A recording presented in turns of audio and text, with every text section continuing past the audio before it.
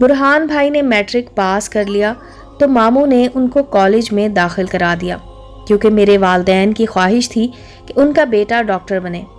خود برہان کو بھی میڈیکل میں جانے کا شوق تھا۔ وہ سیکنڈ ایئر میں تھا کہ بدقسمتی سے ممانی بیمار پڑ گئیں۔ گھر کا سارا نظام تو انہی سے چل رہا تھا، اور ہمارے حالات بھی سبک رفتاری سے رواں دواں تھے کہ اچانک وقت کے پانی میں بھنور بننے لگے۔ ممانی جان چل بسیں اور ان کی جگہ 6 ماہ بعد نئی ممانی نے لے لی۔ وہ گھومتے ہوئے پتھر کی طرح ہماری پرسکون زندگی کی جھیل میں آ گری، سارا نظام ہی تہ و بالا کر کے رکھ دیا۔ پہلی ممانی تو ہم کو اولاد کی طرح چاہتی تھی کہ ان کے اولاد نہ تھی، مگر یہ نئی ممانی برہان بھائی اور مجھے اپنا حریف سمجھنے لگی۔ 9 عمر تھی، ماموں بھی ان پر لٹو ہو گئے تھے۔ وہ اب انہی کی سنتے، انہی کی مانتے، اور 4 جانب ان کو بس یہی نظر آتی۔ اس عورت نے آتے ہی بری طرح ہم کو پریشان کرنا شروع کر دیا۔ میں لڑکی تھی اس لیے دبک کر بیٹھ گئی۔ میں 9ویں جماعت میں تھی، انہوں نے اسکول سے نکلوا لیا، پھر بھی میں چپ رہی۔ مگر برہان بھائی کی پریشانی دیدنی تھی۔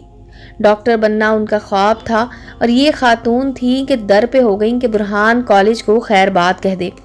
وجہ یہ تھی کہ اس کے کالج کے اخراجات کافی تھے جو ماموں کی جیب سے جاتے تھے، اور یہ بات ان خاتون کو گوارا نہ تھی۔ ایک دن برہان نے مجھ سے کہا کہ پھپھا کے پاس چلا جاتا ہوں، یہاں رہنے سے تو بھلا ہے کہ حیدرآباد جا کر داخلہ لے لوں۔ میں نے کہا کہ بھائی سوچ لو، یہ ماموں کا گھر ہے اور وہ پھپھا کا، جبکہ پھوپھی ہماری مر چکی ہیں، تو پھپھا سے کیا ناطہ رہ جاتا ہے؟ وہاں جا کر سوچوں گا کیا کرنا ہے۔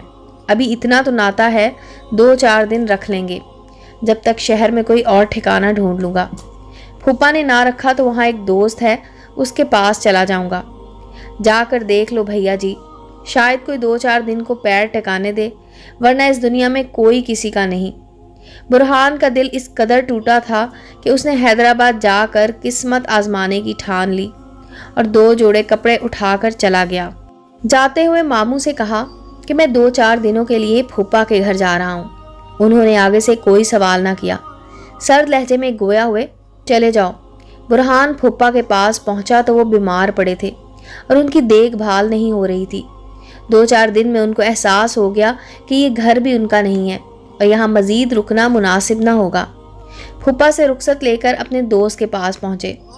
اس بیچارے نے حسب استطاعت آؤ بھگت کی، مگر اس کی ماں سوتیلی تھی، وہ خود اپنے ہی گھر میں دبا دبا رہتا تھا۔ برہان نے تمام احوال دوست کو بتا کر مشورہ لیا۔ وہ کہنے لگا کہ تم اخبار میں اشتہار دے دو کہ تمہیں کوئی سرپرستی میں قبول کر لے۔ اشتہار میں لکھواؤ کہ میں یتیم ہوں، لہٰذا تعلیم اور رہائش کی خاطر کسی نیک دل انسان کی سرپرستی میں جانا چاہتا ہوں۔ میرے بھائی نے دوست کے مشورے پر عمل کیا اور اخبار میں ایسا ہی اشتہار چھپوا دیا۔ اس اشتہار کے جواب میں لاتعداد خطوط موصول ہوئے۔ برہان ان لوگوں سے ملا، ہر جگہ تعاون مشروط تھا، کہیں یہ طمع کہ وہ تعلیم کا تمام خرچہ اٹھائیں گے اور رہائش و طعام کا ذمہ بھی لینے کو تیار ہیں، مگر بعد فارغ التحصیل ہونے کے ان کی لڑکی سے شادی کرنا ہوگی۔ غرض جہاں جو بھی برہان کا سرپرست بننا چاہ رہا تھا، کچھ نہ کچھ معاملہ موجود تھا۔ میرا بھائی اس قسم کی سودے بازی کے حق میں نہ تھا، لہٰذا اس نے کسی کی بھی سرپرستی کو قبول نہ کیا۔ دوست کے پاس کچھ رقم تھی، اس مہربان نے برہان کو کالج میں داخلہ دلوا دیا اور محکمہ تعلیم میں ملازم اپنے ایک رشتہ دار کو کہہ کر کالج سے ماہانہ 50 روپیہ وظیفہ بھی لگوا دیا۔ ان دنوں 50 روپے کافی رقم تھی، تاہم کالج کی فیس، ہاسٹل کا اور اپنا خرچہ ان روپوں سے پورا ہونا ناممکن تھا۔ دوست کی مدد سے برہان 2-3 ٹیوشنز بھی مل گئیں، مگر مستقل رہائش کا مسئلہ حل کرنا تھا۔ یہاں سب سے پہلے سر چھپانے کی جگہ درکار تھی۔ برہان بھائی نے اخبار میں اپنی سرپرستی کے لیے جو اشتہار دیا تھا، اس سلسلے میں ایک خاتون کا خط بھی ملا تھا، جس میں اس نے لکھا تھا کہ وہ ایک بیوہ عورت ہے اور مرحوم شوہر کی کوٹھی میں تنہا رہائش پذیر ہے۔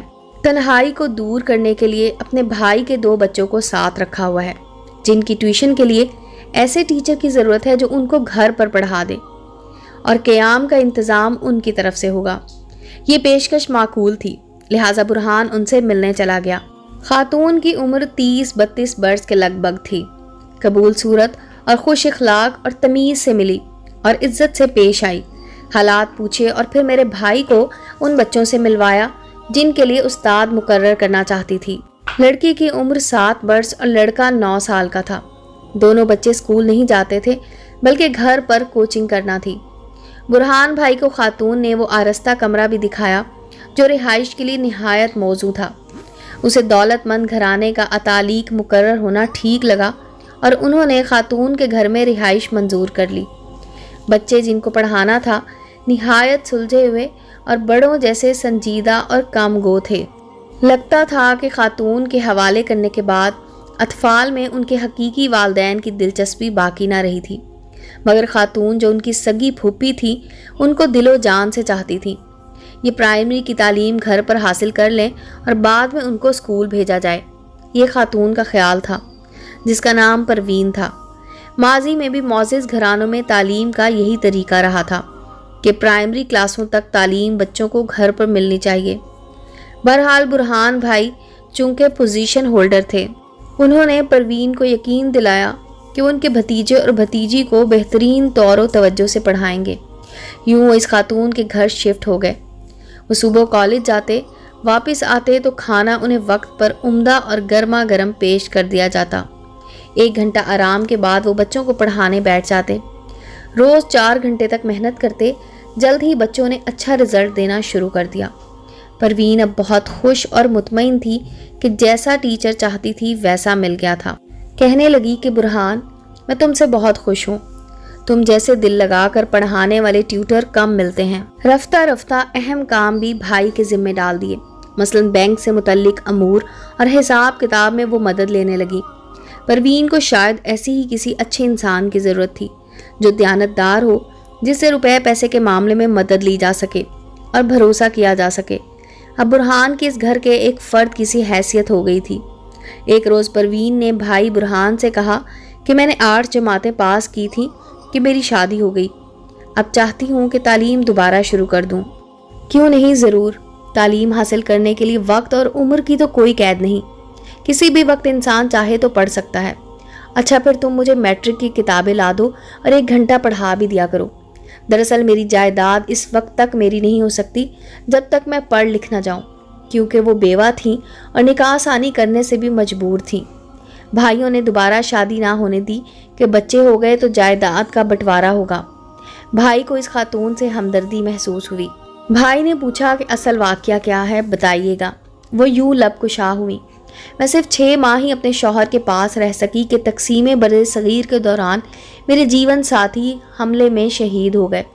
جو روپیہ پیسہ تھا بھائیوں نے سمیٹا اور مجھ کو ساتھ لے کر پاکستان آ گئے، اور انتظام اور دیکھ بھال کے بہانے میرے بھائی جائیداد پر قابض ہو گئے۔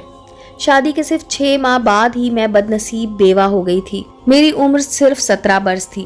ملنے جلنے والوں نے بھائیوں کو سمجھایا کہ یہ ابھی کم سن ہے، اس کی شادی کر دو۔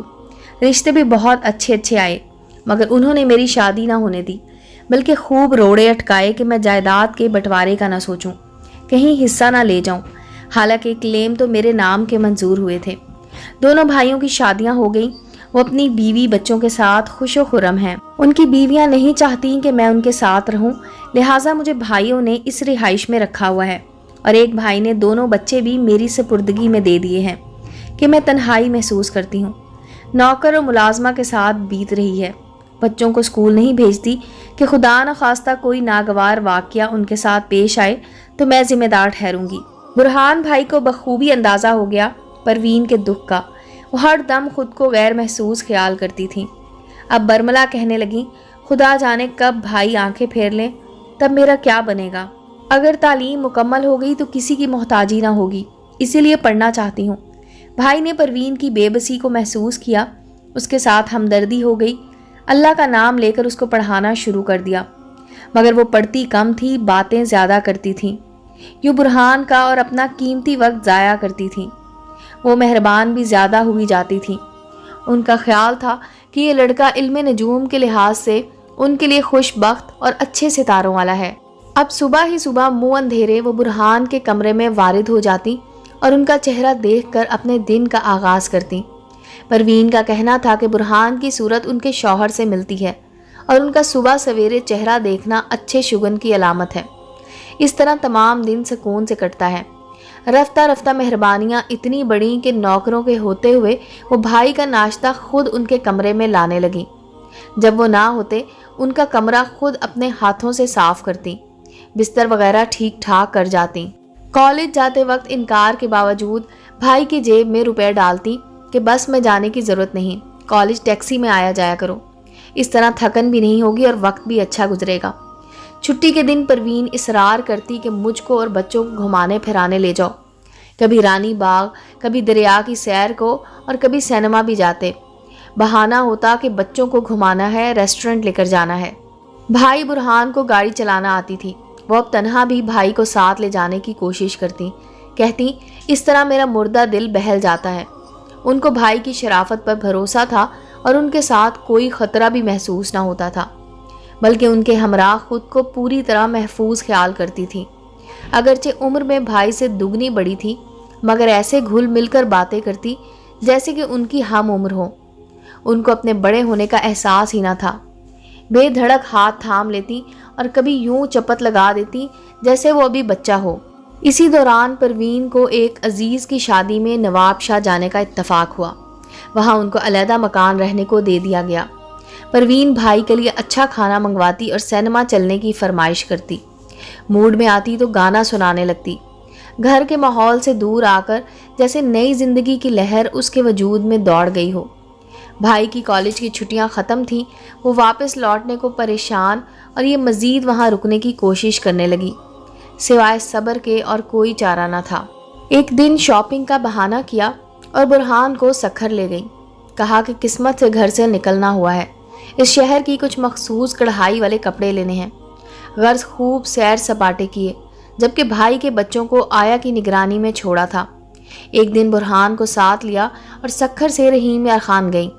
بازار میں گھومتے رات ہو گئی۔ کہنے لگی برہان اب رات کا سفر ٹھیک نہیں، کچے کا علاقہ پڑے گا، راستہ بھی ٹھیک نہیں ہے، اس راستے پر تمہارا گاڑی چلانا خطرناک ہے، بہتر ہے کہ ہم رات کو یہیں رہ لیتے ہیں، صبح سویرے نکل چلیں گے۔ مرتا کیا نہ کرتا، مجبوراً رات کو ہوٹل میں رکنا تھا۔ برہان بھائی اس عورت کے ساتھ ہوٹل میں نہیں ٹھہرنا چاہتے تھے، کیونکہ خوفزدہ تھے۔ پروین کا ان پر بھروسہ اور التفات بڑھتا جا رہا تھا۔ ہوٹل میں وہ رات سیاہ بختی لائی۔ برہان کے اندیشے بے بنیاد نہ تھے۔ خاتون برہان سے شادی کی طالب تھی اور برملا نہ کہہ پاتی تھی۔ وہ موجودہ بے آب و گیا زندگی سے اکتا گئی تھی۔ خود غرض بھائیوں نے ان کے خواب تاراج کر ڈالے تھے، اور اب یہ پیاسی عورت میرے بھائی کو گھیر کر بے بس کرنا چاہتی تھی۔ ہوٹل کے ایک کمرے میں دو غیر مرد و عورت کا ٹھہرنا اور تقدس سے دامن بچائے رکھنا ایک معجزہ ہی ہو سکتا تھا، اور اس صدی میں اس طرح کے معجزے کم ہی ہوتے تھے۔ اس دن پروین پوری طرح بہک جانا چاہتی تھی۔ عرصے کی بیوگی کے بعد پہلی مرتبہ اس کے تن من نے مسکرانے کی خواہش کی تھی۔ کوئی پروین کو کیا الزام دے، عورت بھی انسان ہے، بھول اس سے بھی ہو سکتی ہے۔ اگرچہ برہان بھائی کم سن تھے، مگر زمانے کی ٹھوکروں میں رہ کر ذہن پختہ ہو گیا تھا۔ ان نازک لمحات میں انہوں نے بڑے کرینے سے پروین کو گناہ کی دلدل میں گرنے سے بچایا۔ کہا کہ آپ کا مجھ پر روب ہے اور مجھ کو پال رہی ہیں، تاہم میں اتنا خود غرض نہیں کہ بند گلی میں آپ کو بھٹکنے کے لیے چھوڑ دوں۔ مرد کی بھول چوک معاف ہو سکتی ہے، مگر عورت کی نہیں۔ آپ بھی انسان ہیں، فرشتہ نہیں، لیکن اچھا طریقہ زندگی گزارنے کا یہی ہے کہ آپ شادی کر لیں۔ کون کرے گا مجھ سے شادی؟ کون ساتھ دے گا؟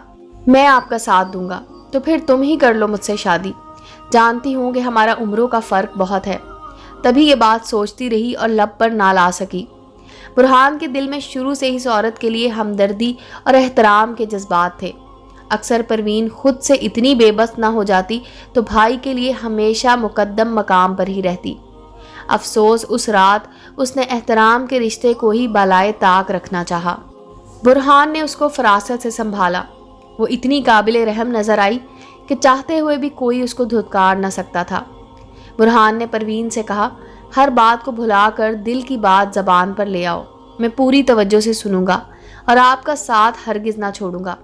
شادی کر لو، وہ بولی۔ بے شک میری جائیداد ساری تم لے لو، مجھے جائیداد نہیں چاہیے، مگر آپ کو خوش اور باعزت دیکھنا چاہتا ہوں۔ آج کی رات سو جاؤ, صبح انشاءاللہ خدا پاک ہمارا بہت اچھا فیصلہ کر دے گا. میں نیند کی گولی لے آتا ہوں, سکون مل جائے گا. برہان کو باہر سے گولی لانے کی ضرورت نہ پڑی کیونکہ پروین یہ گولی اکثر جب بے خوابی اس کو ستاتی کھا لیا کرتی تھی. اس نے پرس سے گولی نکالی اور پانی سے نگل لی.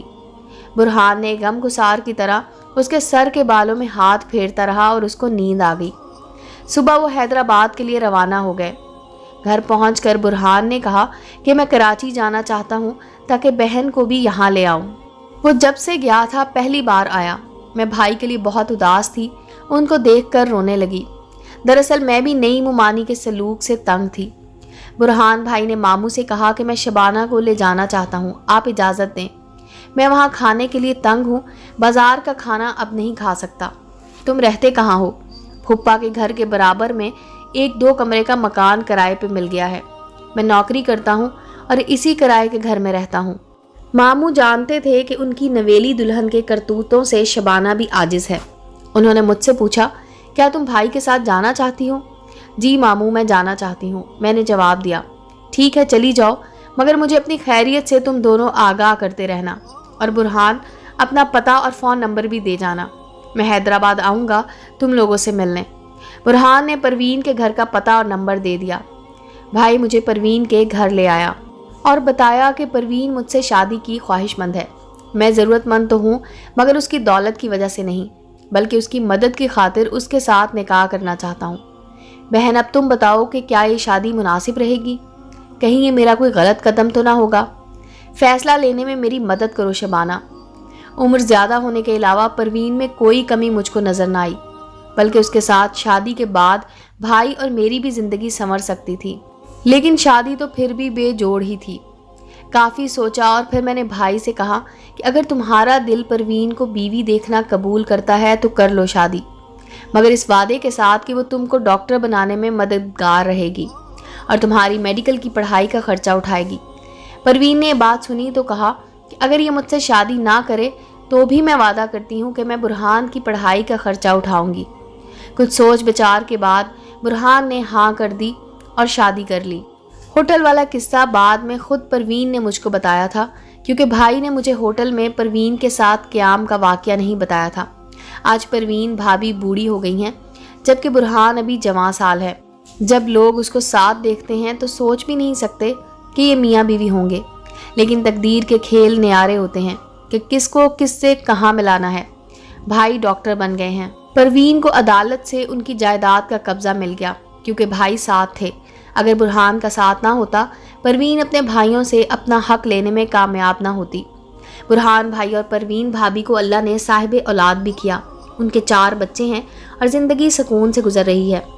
امید ہے دوستو اسٹوری اچھی لگی ہوگی. چینل کو لائک اور سبسکرائب کریں اور بیل آئیکن کا بٹن دبانا مت بھولیں تاکہ ہر نئے آنے والی اسٹوری کا نوٹیفیکیشن آپ کو مل سکے. ملتے ہیں اگلی اسٹوری کے ساتھ.